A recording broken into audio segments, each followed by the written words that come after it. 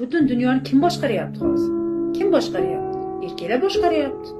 Faqat oilani boshqara olmayapti xolos. Butun dunyoni boshqaryapti.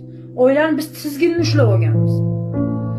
Prezidentlar ham erkaklar, harbiylar ham erkaklar, snayperlarda ham erkaklar, to'g'rimi? Chegarada erkaklar, to'g'rimi?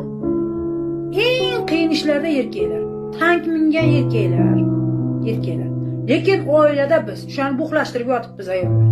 Oilani eplay olmasdan erkakka topshirish kerak, orqasida turish kerak. Erkakka topshirish kerak, orqasida turish kerak, tamom. Bilmagan joyini o'rganib turish kerak, bo'ldi. Topshiring muammoni, topshiring.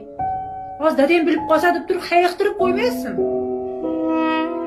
Hozir dadang bilib qolsa deb hayiqtirib qo'ymaysiz.